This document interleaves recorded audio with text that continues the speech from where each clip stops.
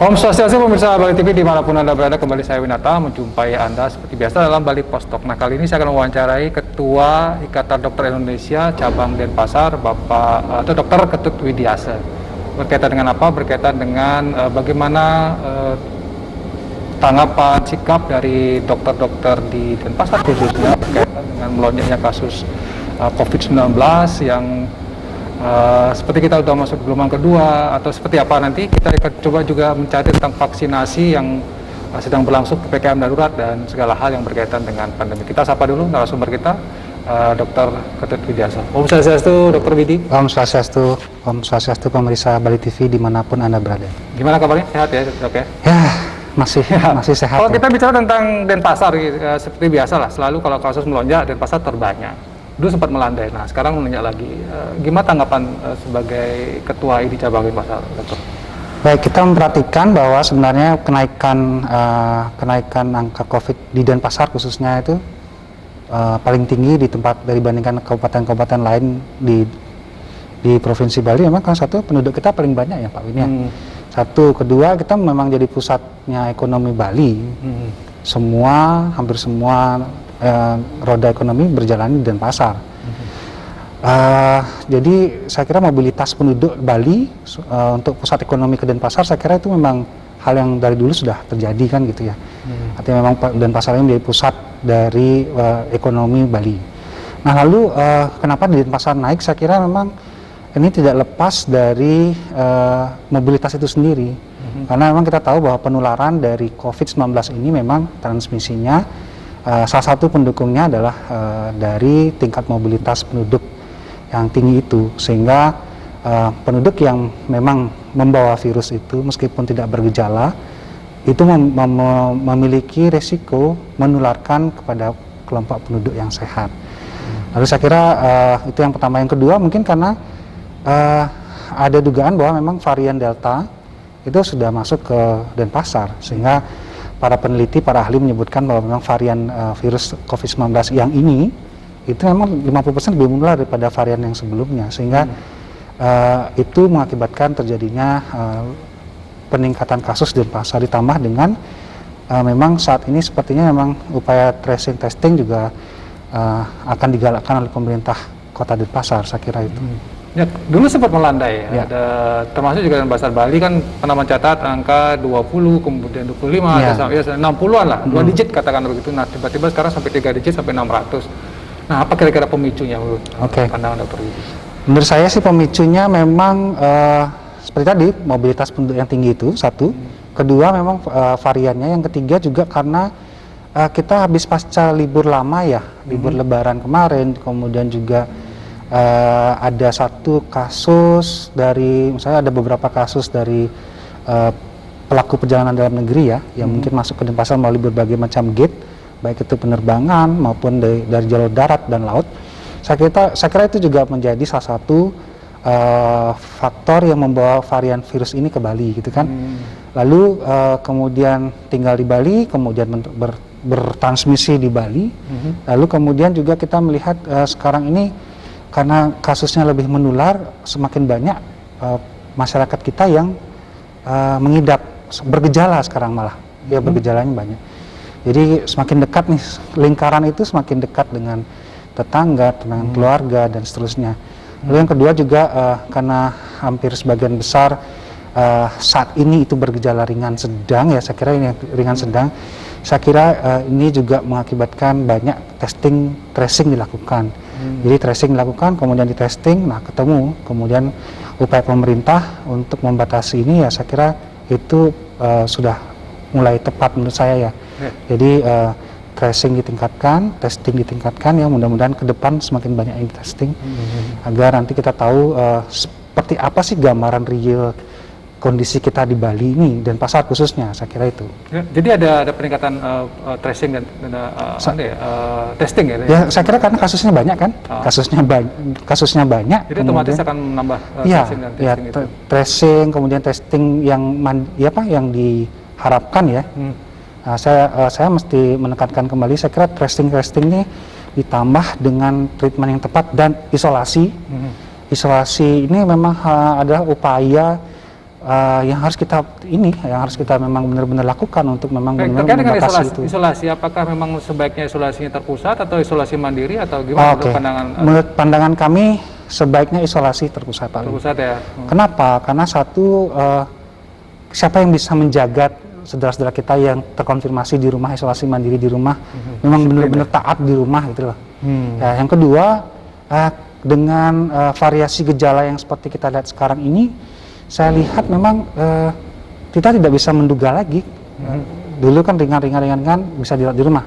Nah, kalau sekarang yang ringan ini untuk jatuh ke sedang dan berat itu susah diprediksi gitu.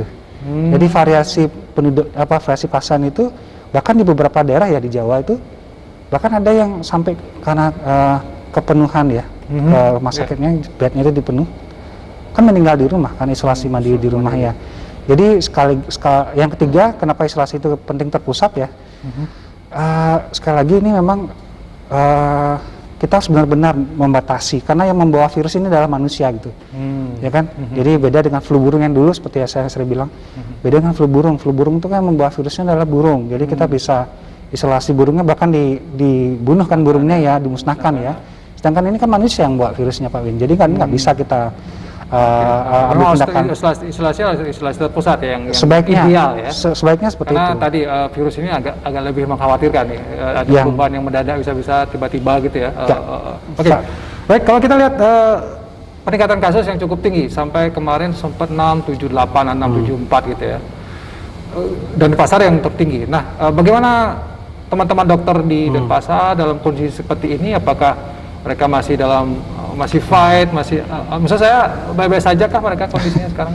Ya, kami dari ID Cabang Denpasar, saya kira kami sangat prihatin dengan kondisi kita saat ini, Pak Win ya. Eskalasi ataupun peningkatan kasus yang semakin hari semakin tinggi, ditambah dengan gejala yang kita temukan semakin bervariasi, cenderung ke sedang berat. Saya kira ini membuat kami jujur saja sangat khawatir nih. Saya pribadi khawatir. Kenapa? Karena peningkatan kasus yang sedang berat ini tentu membutuhkan bed perawatan, Pak Win, di rumah sakit. Tidak bisa dirawat di rumah lagi kan. Nah, sedangkan kita memiliki kapasitas bed perawatan itu terbatas gitu. Nah, lalu kemudian kedua, dampaknya apa ketika itu penuh? Satu, tentu ada ada kewajiban nih pemerintah ya menyiapkan bed tambahan. Tapi di sisi lain SDM kami nih belum cukup gitu kan, artinya belum, teman-teman dokter khususnya kan untuk perawatan itu sepertinya sudah lelah nih, terutama di beberapa IGD rumah sakit, di ruang-ruang perawatan COVID itu kan sudah lelah. Bed ditambah tapi SDM-nya nggak ditambah nih. Ujungnya apa? Ujungnya adalah teman-teman kita kelelahan nih. Kalau lelah fisik, lelah mental, imunitas menurun. Nah, disitulah risiko-risiko yang mungkin akan lebih tinggi penularannya kepada teman-teman dokter khususnya dan juga tenaga kesehatan lainnya. Saya kira kita prihatin lah dengan kondisi ini. Secara logika memang katakanlah dengan meningkatnya kasus yang cukup tinggi ini, mau tidak mau, suka tidak suka, kondisinya memang memaksa tenaga kesehatan termasuk dokter untuk kerja lebih keras lagi. Kerja lebih keras lagi di tempat-tempat perawatan lebih banyak lagi. Lebih tinggi. Oke. Bisa ditambah bednya, kalau misalnya banyak aja yang mengatakan sekarang bornya rumah sakit hampir penuh ya, ruang perawatan COVID. Ada yang oke kita tambah saja, tapi penambahan bed juga memerlukan tambahan sarana prasarana dan khususnya juga tambahan sumber daya manusia. Nah, selama ini teman-teman sudah kelelahan, teman-teman dokter? Sudah kelelahan ya, jadi lelah, capek dan kita ini tidak saat ini mungkin di beberapa teman ya, beberapa rumah sakit ya. Mungkin saya tidak bilang di Denpasar, tapi saya kira di hampir kondisi kita di Jawa Bali seperti ini. Kita kadang-kadang tidak menghadapi hanya how to cure, bagaimana mengobati pasien, tapi bagaimana seperti kita memilih dan memilah siapa yang perlu mesin, siapa yang nggak perlu mesin. Sampai seperti itu ya di Jawa nih. Jadi mengerikan ya. Sangat. Nah, jadi di situ kita jadi dilema kan, jadi kondisi ini melelahkan kita, melelahkan secara fisik, melelahkan secara mental juga gitu. Saya kira mudah-mudahan ini tidak terjadi di Bali ya. Gitu. Ya, Jadi mudah-mudahan tidak ketika over, kemudian ada kebutuhan nih, ada kebutuhan mesin ventilator untuk dan kita punya terbatas nih, tapi kemudian kebutuhannya tinggi, kita punya sedikit. Nah, di situ kita harus memilih siapa yang dapat, siapa yang enggak. Seperti apa ya? Oke. Itu sangat-sangat melelahkan sih, melelahkan, dilema Semoga banget. tidak terjadi, Semoga tidak seperti terjadi di Bali Denpasar gitu ya. dan Bali. Oke, baik, PPKM darurat yang sekarang terapkan dari tanggal 3 Juli sampai 20 Juli. Nah, tanggapan di cabang Denpasar seperti apa ini? Ya, intinya kita di garda terakhir nih, kita ini di garda terakhir dari upaya bersama melawan COVID-19. Jadi saya kira PPKM darurat ini seperti rem yang ditarik oleh pemerintah ya, untuk mengurangi mobilitas penduduk. Saya kira mobilitas penduduk mencegah kerumunan. Tapi kalau seandainya PPKM darurat ini tidak diikuti dengan testing, tracing, dan treatment yang tepat plus isolasi mandiri, saya kira ini akan tidak efektif, Pak Win.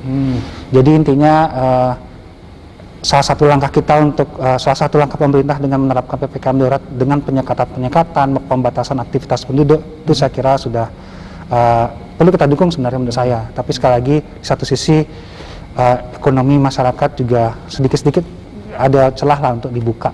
Saya kira itu, Pak.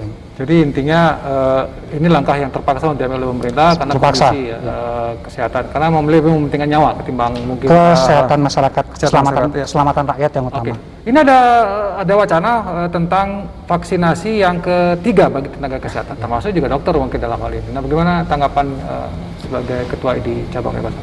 Baik, saya kira kami bukan bermaksud untuk menjadi satu kelompok masyarakat eksklusif ya Pak Win ya, jadi tidak. Jadi kami mohon juga masyarakat memahami bahwa tenaga kesehatan saat ini bukan hanya dokter, dokter gigi, tenaga kesehatan lainnya seperti perawat, bidan itu kan saat ini harus tetap melayani pasien. Ya, jadi harus tetap melayani pasien, sehingga ketika tetap melayani pasien tentu risiko kami itu lebih tinggi ceritanya. Nah, saya kira untuk vaksinasi ketiga ini adalah upaya pemerintah juga untuk melindungi tenaga kesehatan, dan kami sangat menghargai inisiatif pemerintah dalam hal ini. Jadi kami terus terang siap untuk vaksinasi yang ketiga, tapi dengan catatan bahwa teman-teman atau masyarakat dan penduduk lain tetap diberikan vaksinasi sesuai dengan target pemerintah untuk mencapai herd immunity di 70%. Artinya kami dapat vaksin ketiga tapi tanpa mengurangi hak dari masyarakat, kelompok masyarakat yang lain. Jadi ya menyambut gitu ya, tapi tetap buat masyarakat yang harusnya dapat haknya memang dapat vaksinasi ya. Iya, harus Diberikan, tetap, ya. Jangan tetap, sampai kemudian kehilangan hak. Tidak. Baik, ada yang kemudian perkembangan baru juga vaksinasi lewat apotek yang berbayar. Nah, ini bagaimana? Ada juga, kenapa tiba-tiba harusnya gratis nih dibayar, ada berbayar. Nah, gimana menyikapi hal ini? Baik. Kalau menurut saya sih ini mungkin upaya pemerintah juga ya untuk meningkatkan cakupan ya. Tapi saya kira yang vaksinasi berbayar di masa-masa wabah sepertinya hanya terjadi di kita, di Indonesia saya kira. Jadi saya belum punya data informasi yang lain, tapi kalau teorinya jadi sesuai dengan deklarasi Alma-Ata ya, itu menyebutkan bahwa vaksinasi untuk upaya pengebalan penduduk ketika ada wabah dan pandemi seperti sekarang ini, sepertinya ini menjadi tanggungan pemerintah gitu. Jadi sebaiknya sih tidak berbayar gitu. Tapi saya juga tidak tahu nih alasan pemerintah untuk membuka peluang untuk vaksin gotong royong namanya kan ya, yang berbayar itu. Saya kira kita mesti tahu nih, harus tahu nih alasan utamanya apa gitu. Apakah untuk meningkatkan cakupan atau bagaimana? Tapi sekali lagi vaksinasi di masa-masa pandemi ini, di wabah itu biasanya adalah digratiskan oleh pemerintah. Dan saya kira kelompok penduduk yang lain kan memang digratiskan oleh pemerintah. Saya tidak tahu nih apakah vaksin gotong royongnya hanya ditujukan untuk segmen masyarakat tertentu. Nah, ini saya kurang paham, Pak Win. Itu sih biasanya tanggapan saya. harusnya gratis ya, karena kondisinya wabah pandemi ya. Iya, deklarasi Alma-Ata itu menyebutkan bahwa vaksinasi ketika ada pandemi itu atau wabah. Dan seperti di negara-negara lain juga gratis ya? Iya. Belum ada yang menjual Kak ya? Belum. Tapi Indonesia ini. Pertanyaan saya sih, kalau bisa yang diproduksi oleh salah satu pabrik itu bisa difuskan ke ini ya, ke masyarakat yang memang saat ini membutuhkan ya gitu. Saya kira itu sih menurut pendapat kami. Baik. Terima kasih Dr. Widi atas waktunya. Saya kira mungkin ini beberapa hal yang sudah bisa termaktub dalam di Bali Post kali ini. Tentu kita berharap intinya adalah bagaimana kita memahami juga kondisi tenaga kesehatan. Dengan meningkatnya kasus tentu ini juga berpotensi semakin mengkhawatirkan, kelelahan dan hal-hal lain yang tentu juga akan berisiko bagi kita semua, tidak hanya tenaga kesehatan tapi akan merembet ke segala hal. Maka PPKM darurat itu merupakan langkah yang mungkin rem mendadak yang harus mungkin kita ikuti demi tercapainya mungkin kepentingan keselamatan kesehatan dan vaksinasi dan lain sebagainya tentu kita harus dukung. Tetapi kalau penjualan mungkin ini juga harus ada sosialisasi yang baik supaya masyarakat memahami ini. Dan hak masyarakat untuk melakukan vaksinasi, mereka yang tidak mampu harus tetap mendapatkan prioritas. Saya kira demikian Bali Post Talk kali ini. Saya ucapkan terima kasih kepada Dr. Widi dan saya tutup dengan Paramo Santi. Om Santi. Santi. Sampai jumpa.